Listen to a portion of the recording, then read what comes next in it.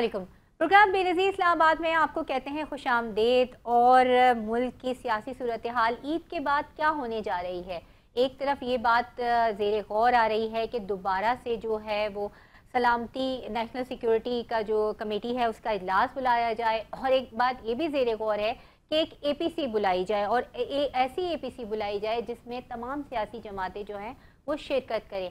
हमने गुज़श्ता दिनों देखा था कि जब इंतहाई अहम सलामती कमेटी का इजलास था उसमें PTI ने शिरकत नहीं की थी, जिसमें उन्होंने वजह इस बात को बनाई थी कि जो बानी PTI हैं उनसे उनकी मुलाकात नहीं होने दी गई। और दूसरे उन्होंने ये भी कहा था कि बलूचिस्तान और खैबर पख्तूनख्वा से ताल्लुक़ रखने वाले जो मेंबरान हैं, यानी उनके मेंबर कौमी असम्बली हैं, उनका नाम नहीं मांगा गया।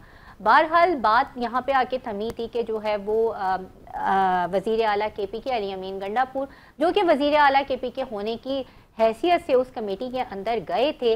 और हमने ये देखा था कि जो KPK है वो उन सूबों में 2 सूबे जो हैं वो बदकिस्मती से दहशतगर्दी की लपेट में हैं। आए दिन वाक़यात बलूचिस्तान में हालात फिर बहुत ज़्यादा ख़राब हैं, लोग सरापा एहतजाज हैं, और हमने ये देखा कि KPK में भी हालात ख़राब हैं। उसके बाद एक बात सामने आई कि वज़ीर आला जो हैं KPK अली अमीन गंडापुर, उन्होंने ये कहा कि वो ऑपरेशन की फौरी तौर पे किसी भी ग्रैंड ऑपरेशन की मुखालफत करते हैं, और वो इस वजह से करते हैं कि अगर ग्रैंड ऑपरेशन किया गया तो बात जो है वो बगावत की तरफ जाएगी। लिहाज उसके बाद हमने ये देखा कि KPK में एक दोबारा से गुड तालिबान और बैड तालिबान की जो एक बहस थी वो शुरू हो गई कि गुड तालिबान जो थे वो हमेशा गुड रहेंगे, इस बात की क्या ज़मानत है, या बैड तालिबान है वो हमेशा बैड रहेंगे, जिसमें गुलबहार का नाम आया, फिर नूर वली का नाम आया कि पहले वो गुड थे, बैड थे, फिर वो गुड हो गए, और अब वो दोबारा बैड हो गए। जो बन्नू हमला हुआ है उसमें भी जो जिम्मेदारी है वो भी उन्होंने कबूल की है। तो अब इस गुड और बैड की जंग में से किस तरह निकला जाएगा। अब बात करते हैं बलूचिस्तान की। बलूचिस्तान में भी जो है वो सिक्योरिटी की सूरत हाल ख़राब है। इस तमाम तर सिनेरियो में बिलावल भुट्टो जरदारी ने एक इंतहाई जिम्मेदाराना बयान दिया, और उसमें उन्होंने ये कहा है अच्छी बात जो भी करे, चाहे वो कोई भी पॉलिटिकल लीडर करे, उसका ताल्लुक किसी भी सियासी जमात से हो, अगर कोई भी बात मफाहिमत की करे, और अगर कौमी सलामती के मामले पर, मुल्क में दहशतगर्दी के मामले पर अगर कोई भी ये बात करे कि सबको इकट्ठे होने की ज़रूरत है और इकट्ठे होकर उस बात का हल निकालने की ज़रूरत है, उसको ज़रूर अप्रिशिएट करना चाहिए। बिलावल भुट्टो जरदारी के अल्फाज हैं कि बात सिर्फ इतनी है कि मुल्क में ऐसी सियासत की ऐसी जंग जारी है जिसमें बहुत ज़्यादा नुकसान हो चुका है। एक अच्छा सालिस वो होता है जो तमाम सियासी जमातों को टेबल पर लाए, और उन्होंने ये भी कहा कि वो इस बात के लिए भी तैयार हैं कि वो जेल में जाकर जो है वो बानी PTI से मुलाकात करें, और उन्हें इस बात पे राज़ी करें कि वो अपनी क़यादत को, या वो ख़ुद जो है वो APC के अंदर आएँ, या सलामती कमेटी का अगर दोबारा इजलास बुलाया जाता है तो वो उसके अंदर आएँ। बहरहाल ये एक बहुत मुश्किल टास्क है। इससे पहले जो था महमूद खान अचकज़ई को भी ये टास्क दिया गया था कि वो बानी PTI से बात करें और ये कहें कि वो जिस हाइप के ऊपर हैं, और जब उनके लीडर्स उनसे मिलने जाते हैं तो वो नीचे आएँ। और उसके अलावा फिर वहदत मुस्लिमीन के जो सरबराह हैं राजा अब्बास नासिर, उनको भी ये टास्क दिया गया था, लेकिन उन दोनों ने जाने से पहले ही माजरत कर ली कि ये हमारे बस का काम नहीं है। तो ये तमाम तर सियासी सूरत हाल है। दूसरी जानिब हमने ये भी देखा कि साबिक सदर जो हैं डॉक्टर आरिफ अलवी वो अमेरिका के दौरे पर गए हुए थे, और अंसार अब्बासी की एक रिपोर्ट आई है जिसके बड़े चर्चे हैं। उसमें उन्होंने ये कहा है कि वो अमेरिका में PTI के लिए मुहिम कर रहे हैं, और ख़ास तौर पे जो ये बात हो रही थी कि बैरून मुल्क जो PTI के सोशल मीडिया एक्टिविस्ट हैं वो बैठकर रियासत के ख़िलाफ़ मनफी प्रोपेगेंडा करते हैं, वो उसको भी वहाँ पर जाकर हवा दे रहे हैं। ये तमाम तर सूरत हाल है। और IMF से भी पाकिस्तान की मईशत के लिए एक अच्छी खबर ये है कि IMF से जो किस्त मिलनी थी कर्ज़े की मद में, वो पाकिस्तान को IMF देने के लिए रजामंद हो गया। और सबसे अच्छी खबर जो मेरे और आपके लिए है वो ये है कि IMF ने इस बात पर भी रजामंदी भर ली है, और इसके पहले भी वज़ीर आज़म बात कर चुके थे जब IMF का वफ़द जो था वो यहाँ पर आया हुआ था पाकिस्तान, कि बिजली की कीमतें जो हैं वो कम करने पर बात होगी। जहां बिजली की कीमतों की बात आती है वहां पे बात आती है IPPs की। IPPs के जो जितने भी मुआहदे हैं उनमें से जो अक्सर जो IPPs की कंपनीज हैं जिनकी तादाद 103 है, उनके भी जो मुआहदे हैं उनको भी रिव्यू किया जा रहा है। और अगर वो मुआहदे रिव्यू हो गए, उनको दोबारा से ठीक तरीके से उनको रिव्यू किया गया और उनकी अब जो टर्म्स एंड कंडीशंस हैं उनको ठीक तरीके से बनाई गई, तो पाकिस्तान में ये उम्मीद की जा रही है कि बिजली की कीमतें काफ़ी कम हो जाएंगी। ये ये एक अच्छी खबर के साथ हम यहाँ पर लेते हैं एक ब्रेक, और जब हम ब्रेक से वापस आएंगे तो पाकिस्तान की सियासी सूरत हाल पे बात करेंगे। कहीं नहीं जाएगा, हमारे साथ रहिएगा।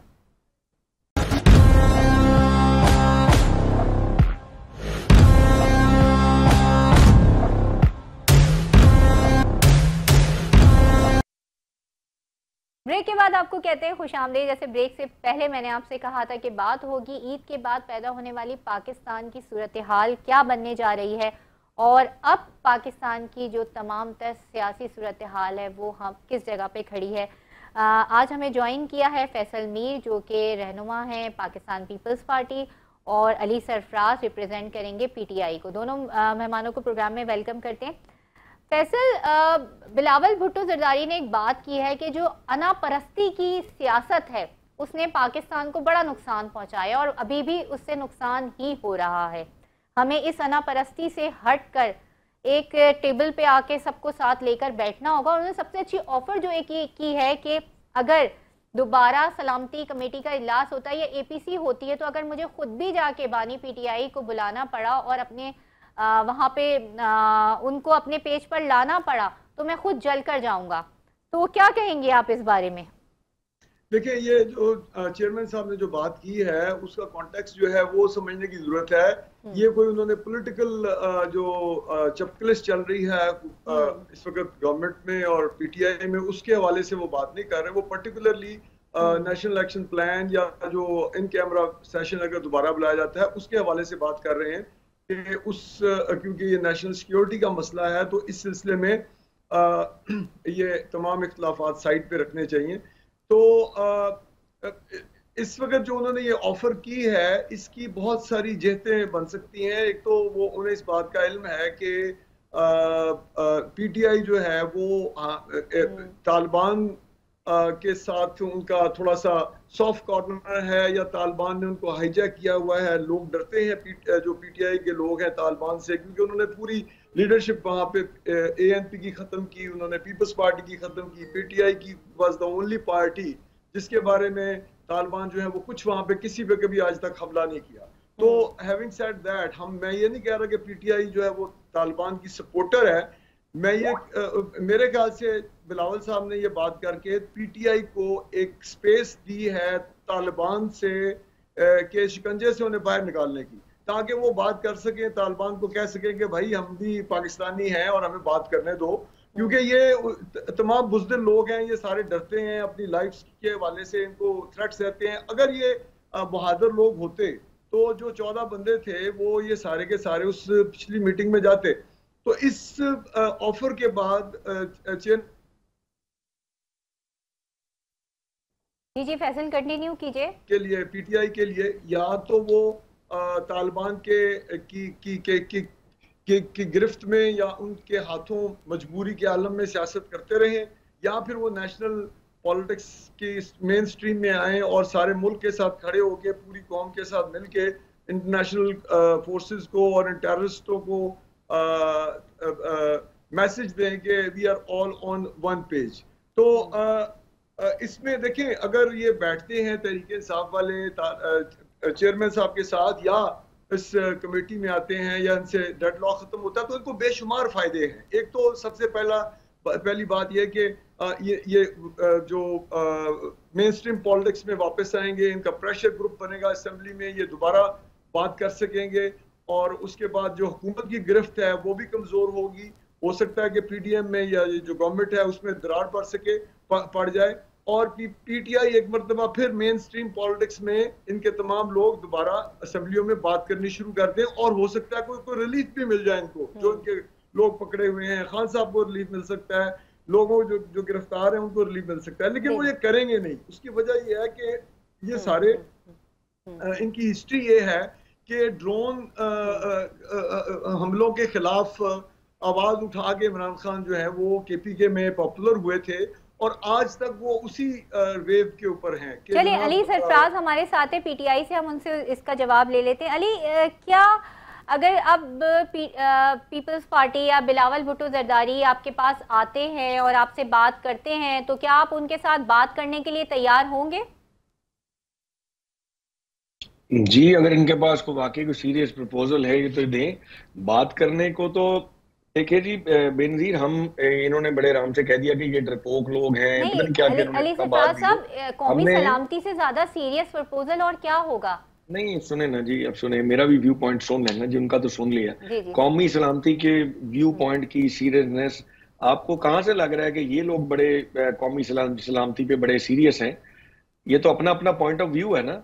अगर ये समझते हैं कि एक जमात को कॉर्नर करे, देखें जिस दिन नेशनल सिक्योरिटी कमेटी की मीटिंग थी उस दिन पीटीआई ने वहां पे जाने का फैसला किया था, इसमें कोई शक नहीं है, मगर वो मशरूत था एक बात के साथ कि देखें अगर आपको इतनी नेशनल सिक्योरिटी की फिक्र थी और आप अगर आप भी चाहते हैं कि आप एक जमात को, पॉलिटिकल जमात को, जिससे आप सारे घबराते हैं, डरपोक तो ये सियासी जमातें जिनको अपना अपना सियासी तशख़्ख़ुस पीपल्स पार्टी को सिंध में और नून लीग को पंजाब में खत्म होता हुआ नजर आता है, और ये एक जमात को तोहमतें लगा लगा के, मुल्क दुश्मन कह के, कभी 9 मई के कल्प्रिट्स कह के एक कॉर्नर में लगाने की कोशिश कर रहे हैं, और फॉर्म 47 और फॉर्म 45 की ये कभी बात ही नहीं करेंगे।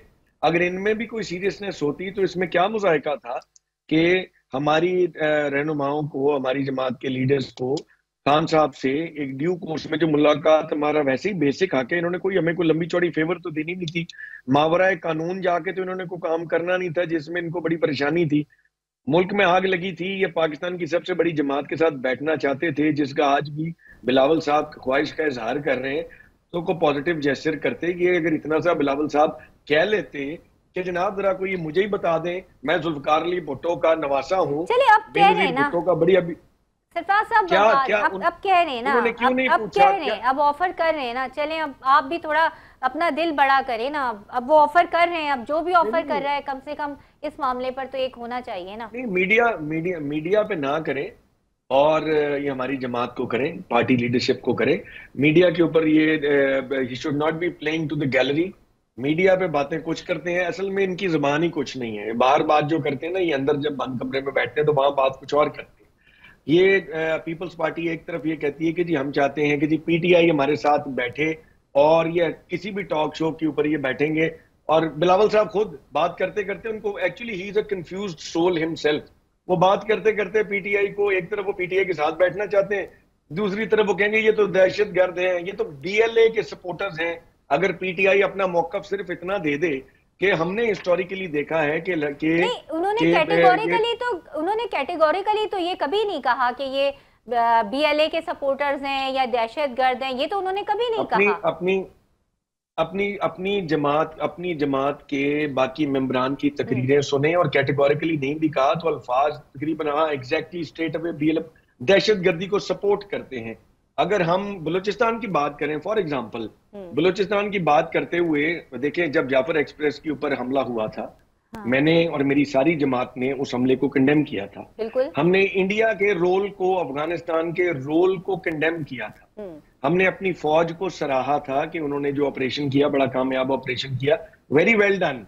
हमने अपने शोहदा के साथ इजहार और उनकी फैमिलीज के साथ इजहार यकजहती भी किया था। लेकिन जाते जाते अगर मैं किसी जगह पे, जो मेरा एक जेन्युइन व्यू पॉइंट है कि बलूचिस्तान के अपने इंट्रिंसिक इश्यूज भी हैं, और अगर हम कहें कि अगर हम हर जगह पे शेयर फोर्स के साथ चीजों को ठीक करेंगे, बलूचिस्तान में इंसर्जेंट्स हैं, बाहर से मदाखलत भी है, लेकिन ये भी एक हकीकत है कि बलोच बच्चों को यूनिवर्सिटियों में, क्योंकि उनकी सूबाई कुछ उनके रिसोर्सेज के इश्यूज भी हैं, जिसकी बिना पे उन बच्चों को एक्सप्लॉइट किया जाता है और ब्रेन वॉश करके अपनी रियासत के खिलाफ इस्तेमाल किया जाता है। अब हमारे बच्चों को बाहर से आके कुछ सबक पढ़ा दे, देखिए अली, ये बात है ना, ये जो आपने बात बताई, बहुत अच्छी बात की कि उनको बंदूक के बजाय कलम देना चाहिए। यही बात तो सब कर रहे हैं, इस पे ही तो सबको इकट्ठा होने की जरूरत है, इसी पे ही तो बात करने की जरूरत है। बेनजीर, मैंने जितनी दफा भी किसी भी प्रोग्राम में ये बात की, पीपल्स पार्टी के और पीएमएलएन के आगे रिप्रेजेंटेटिव्स जो जिस टॉक शो पे भी बैठे थे, उन्होंने फौरी तौर पे मेरे पे फिंगर पॉइंटिंग करके बात की। देखा ये तो वही बात कर रहे हैं जो इंडिया वाले करते हैं, कि ये कहते हैं कि दहशतगर्दी बाहर से नहीं है, ये हमारे अपने अंदर से है। अच्छा देखिए फैसल हमारे साथ है, फैसल मरोड़ मरोड़ के पेश करते हैं। अच्छा फैसल, आपने कभी ये बात कही है, आप लोगों ने ये टॉक शो पे बात कही है कि ये वो बात कर रहे हैं कि जो भारत करता है या हमारे मुल्क के दुश्मन करते, कभी ये बात कही है आपने? देखिए पाकिस्तान पीपल्स पार्टी, मुस्लिम लीग नून और पीटीआई तीनों मेन स्ट्रीम पोलिटिकल पार्टीज हैं, और इनमें से कोई भी पार्टी जो है वो मुल्क दुश्मन हो ही नहीं सकती।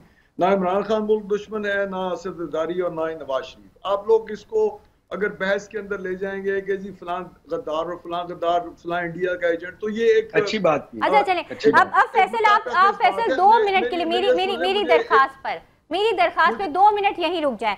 अब अली आपकी तरफ कि देखें, वो तो ये कह रहे हैं कि वो ना इमरान खान को कहते हैं दहशतगर्द है, ना वो ये कहते हैं पीटीआई दहशतगर्द है, वो तो ये बात करते ही नहीं है। अब आप बताएं इसमें, अब आप आगे कंटिन्यू कीजिए। पहला बंदा देखा मैं फैसल आती हूँ आपकी तरफ।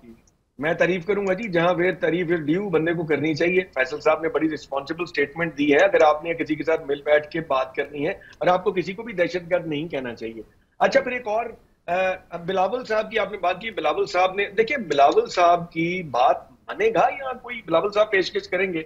मुझे अब ये बताइए, बिलावल साहब कैसे एक नेशनल कंसेंसस बिल्डिंग का माहौल पैदा करेंगे?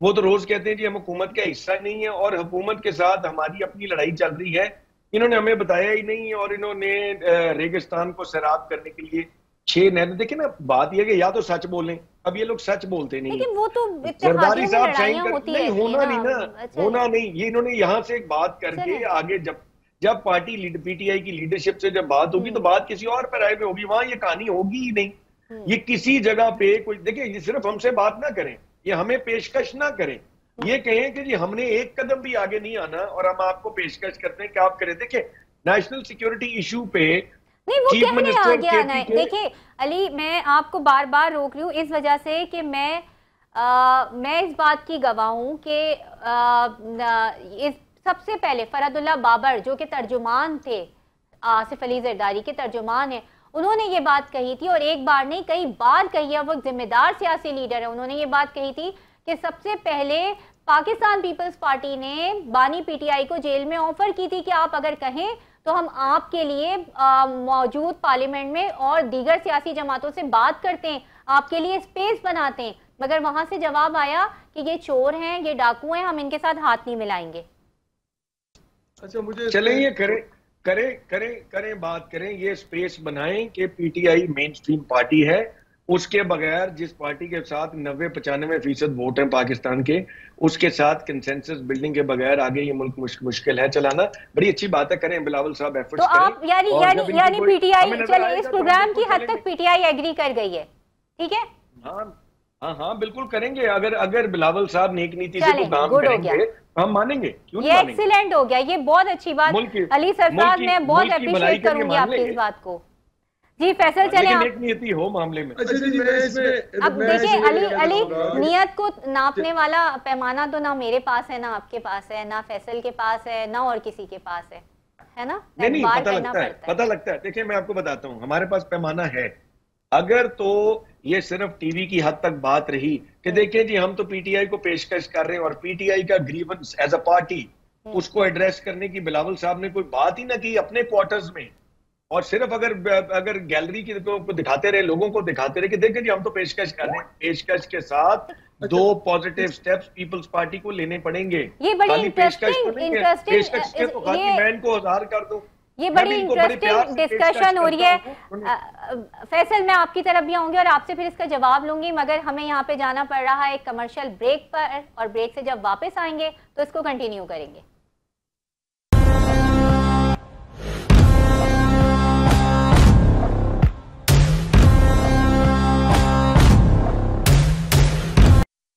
Welcome back.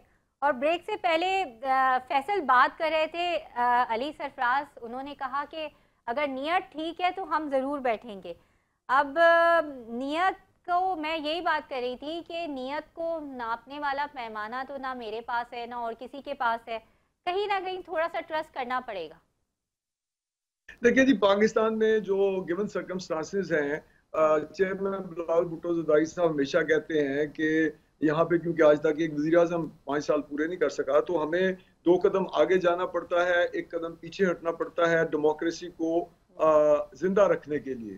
तो आज इस 2 कदम आगे और 1 कदम पीछे जाने के चक्कर में डेमोक्रेसी को जिंदा रखने के लिए पाकिस्तान पीपल्स पार्टी, या आप कह लें कि भुट्टो की जमात जो है वो जनरल ज़ियाउल हक की जमात को सपोर्ट कर रही है, फेडरल में भी और पंजाब में भी।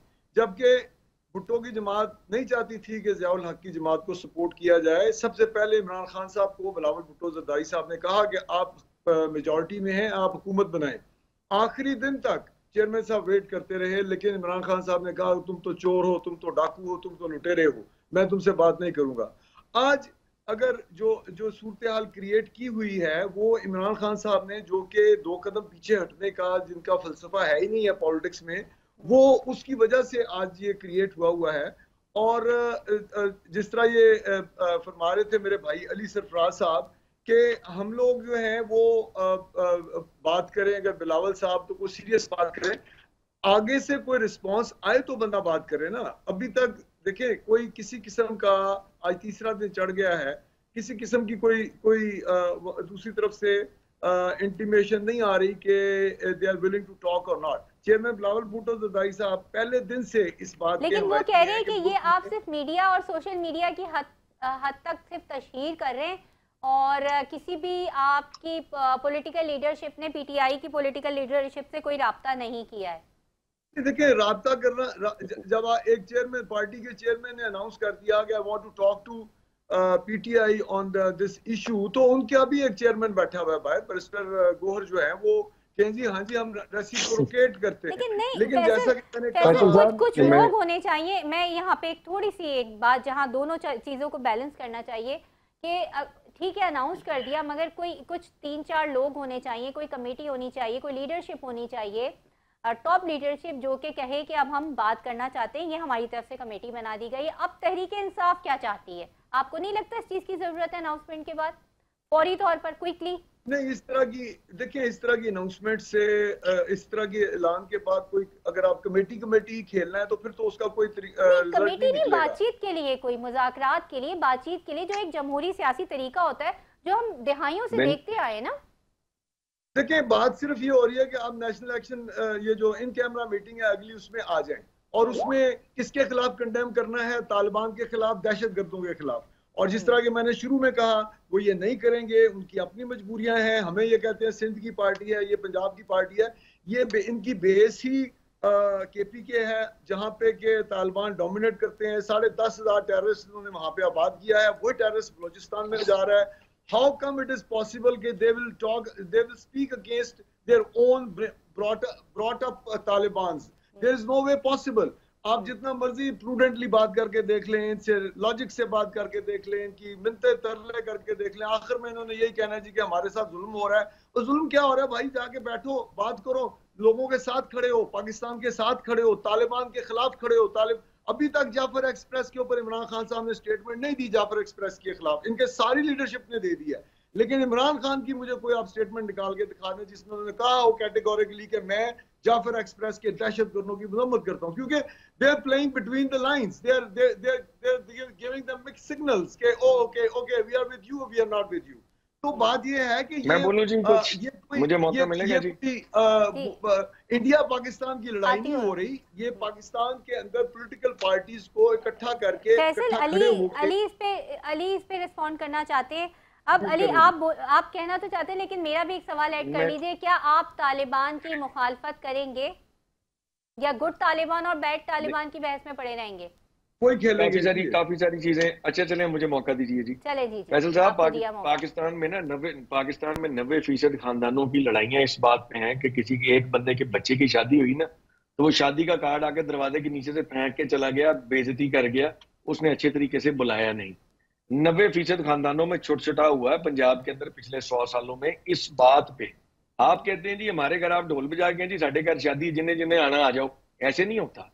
दूसरी बात, अभी आपने कहा जी हम कंडेम नहीं करते, साथ इन्होंने कह दिया देखें जी ये तालिबान बसाने वाले फलाने। शहबाज शरीफ साहब के सिग्नेचर से तालिबान बसे पाकिस्तान के अंदर। पीटीआई दौर के अंदर ये बात जरूर आई है, तो हिस्ट्री को भी डिस्टॉर्ट करके बता रहे हैं। अभी इन्होंने कहा कि मैंने इन पे कभी अटैक नहीं किया, साथ ही अटैक फिर शुरू हो गया। खान साहब की आवाज बाहर निकलती नहीं है, अडयाला के बाहर खड़े होकर आप बात कर नहीं सकते, अच्छे भले सीनियर आदमी हैं आप। कल का रफड़ ये 2 दिन का इस बात में फटा पड़ा हुआ है कि आपने अब जो खान साहब के जो अल्फाज अंदर वाले हैं वो आपने अडयाला के बाहर खड़े होकर बताने के बाद में जाके घंटे बाद टॉक शो में बताने, और उसके लिए भी सुप्रिटेंडेंट जेल अडयाला की स्पेशल फरमाइश है कि अगर पीटीआई का कोई एमएनए जो कि अडयाला नहीं भी गया, वो भी अगर खान साहब का बयान सुन के अपनी लीडरशिप से टीवी पे बताए तो पहले आके सुप्रिटेंडेंट जेल से आके इजाजत मांगी। और इस दौरान आप कह रहे हैं खान साहब ने कंडेम नहीं किया। मुझे एक सेकंड बात कर लेना। नहीं, चलिए आप सारी जमातें नहीं, मेरी बात सुने प्लीज प्लीज प्लीज, ऐसे ना करें। आप अगर बात करते हैं बात की स्पिरिट को देखें। फैसल साहब ने एग्जैक्टली वही बात की जो मैंने कही थी। खान साहब ने एक जगह पे कंडेम नहीं किया। भाई खान साहब ने कंडेम नहीं किया, खान साहब की आवाज तो आप बाहर आने नहीं देते। बिलावल साहब टीवी पे खड़े होकर मीडिया पे इतनी तकरीरें कर रहे हैं, एक सेकंड के लिए उन्होंने हाथ कदम आगे नहीं बढ़ाए। कर जाए ना किसी के पास जाके चल के जाए, उसको बताएं, आज से बेड़ा उठाएं अपनी जमात में जमहूरियत कितने बड़े अलमबरदार बने हुए हैं। सबसे पहले तो अब बिलावल साहब ये काम करें ना कि वो कहें कि जी खान साहब की पेशियां आपने क्यों बंद की। मैं खान साहब की मुलाकातें लेजिटिमेट उनकी पार्टी लीडर से अगर आप नहीं करेंगे तो मैं जुल्फकार अली भुट्टो का नवासा हूं, मैं एहतजाज करूंगा और मैं नून लीग की किसी एक बात में भी हम उनका साथ नहीं देंगे। सबसे पहले इस मुल्क में जमहूरियत पनपनी चाहिए। ये क्या स्टोरी है जो आप हमें फैसल साहब बैठ के यहाँ सुना रहे हैं? इतने बच्चे तो हम भी नहीं है। अच्छा अली सरफराज साहब देखें, अगर वो कहें कि हम नहीं किसी चीज में साथ नहीं देंगे और ये जमहूरियत आज गिर जाएगी और ये सिस्टम आज खत्म हो जाएगा, चलिए ऐसा कर लेते हैं ऐसा। लेकिन आप बताएं क्या हमारा मुल्क इस वक्त इस तरह के हालात झेल सकता है? जो दहशतगर्दी की लहर है उसमें सबको साथ बैठने के बजाय सबको बिखेरने की जरूरत है। आप बताएं मुझे। मैं आपसे गुजारिश करूं, मुझे एक बात बताइए, मुल्क की फिक्र करना सिर्फ इमरान खान ही रह गया या हम ही रह गया कि हमें आप मारी जाएं, हमारी एक ना सुने, हमारी वोटें खा जाएं, हमारे केसेस अदालतों में लगा दें, हमारे कारकुनों को मार छोड़ें, 2-2 साल से ट्रायल ना उनका करें और हमसे ये डिमांड करी जाए कि जी आप दिल बड़ा करके अगर आपने एक छोटी सी डिमांड की है कि जो जायज खान साहब से एक मुलाकात है वो करवा दे, हम आपको वो भी नहीं कराने देते। और आप कितनी पीटीआई कितनी बेशरम जमात है जो पीटीआई वहां नहीं गई। क्या ये एटीट्यूड है? What is this attitude? खुदा ना खास्ता अल्लाह ना करे बेशरम का लफ्ज़ नहीं इस्तेमाल किया किसी। और क्या है? हमें कही जा रही है खुदा ना खास्ता किसी ने बेशरम का लफ्ज़ नहीं इस्तेमाल किया। नहीं, छोटी जमातें थोड़ा दिल ये भी अपना बड़ा कर लें, कोई हर्ज नहीं। अब फैसल की तरफ आते हैं। आप मुझे बताइए, इनकी इलेजिटिमेट गवर्नमेंट के साथ अगर इस मुल्क की सलामती की खातिर हम बैठ सकते हैं तो थोड़ा सा दिल ये भी बड़ा कर लें, खान साहब से मुलाकात करवा दें। क्या प्रॉब्लम है? चलिए फैसल से इसका जवाब लेते हैं। फैसल जी आप कुछ कहना चाह रहे थे। अगर भुट्टो की पार्टी का सरबराह जो है उसने अगर इमरान खान साहब को रिक्वेस्ट की थी ना कि आप हुकूमत बना लें, तो उसकी वजह यही थी कि उन्हें पता था कि जनरल जियाउल हक का जो मुंह बोला बेटा नवाज शरीफ, जो कि उस वक्त चीफ मिनिस्टर और फाइनेंस मिनिस्टर होता था, ढूंढ के निकालता था ग्वाल मंडी से जाले और उनको कोड़े पड़वाता था। और ये अगर पावर में शहबाज शरीफ अगर हुकूमत में आएगा तो पीटीआई के साथ वही करेगा जो पीपल्स पार्टी के साथ होता रहा। ये हमें भी पता था, इसीलिए हम कहते थे कि ये पीपल्स पार्टी ये पीटीआई वाले हुकूमत में आ जाए। और हमें दीवार पे लिखा हुआ नजर आता था क्योंकि ये ट्रेंड लोग हैं, जनरल जियाउल हक के ट्रेंड याफ्ता हैं ये सारे, बेटे भी उसके और उसकी पोती भी जो है मरियम नवाज। तो इसमें कसूर आप लोगों का अपना है, आप लोगों ने वो ऑप्शन नहीं ली। आज आप लोग बैठ के हमारे सामने भी वही बातें करते हैं कि जनाब हम लोग जो है वो भुट्टो का नवासा जो है वो ये कैसे कह दे वो डेमोक्रेसी को डिरेल अगर हमने 2 कदम आपको आगे जाना पड़ता है, 1 कदम पीछे जाना पड़ता है। और ये इसी तरह ही है, ये आप लोगों ने तो इनको कुछ फेस ही नहीं किया। हम लोग तो फांसियां लेते थे। फैसल साहब अगर हमने आपकी ऑप्शन नहीं ली, प्रोग्राम का लास्ट मिनट है अली इस पे आप कमेंट कर दीजिए, आप कुछ कहना चाह रहे हैं? मेरी फैसल साहब से गुजारिश होगी, अगर हमने इनकी ऑप्शन नहीं ली इस प्रीटेक्स्ट पे कि पीटीए पीपल्स पार्टी और पीएमएलएन हमारी नजर पे हैंड्स इन ग्लव्स हैं, जो कि हम समझते हैं आज भी हैंड्स इन ग्लव्स हैं, दोनों हमारा मैंडेट खा के असेंबली में आए और हमने अगर एहतजाज हुकूमत का हिस्सा नहीं बने, उसका मतलब ये अगर हम हुकूमत का हिस्सा नहीं बने इसका मतलब है कि हमें जेलों में बंद करके मार दो। ये इस बात की जस्टिफिकेशन है इनके पास। हुकूमत के हिस्सा नहीं बने तो क्या वही बात होती है ना। चलिए प्रोग्राम का वक्त बस खत्म हो जाता है, फिर वही बात आ जाती है, बहस यहीं पर आकर खत्म हो जाती है कि आज मेरी बारी तो आज उसकी बारी, आज कोई लाडला है तो कल कोई नाफरमान है। इसके साथ ही मुझे दीजिए इजाजत। अपना और अपने चाहने वालों का बहुत ज्यादा रखिएगा ख्याल। अल्लाह हाफिज।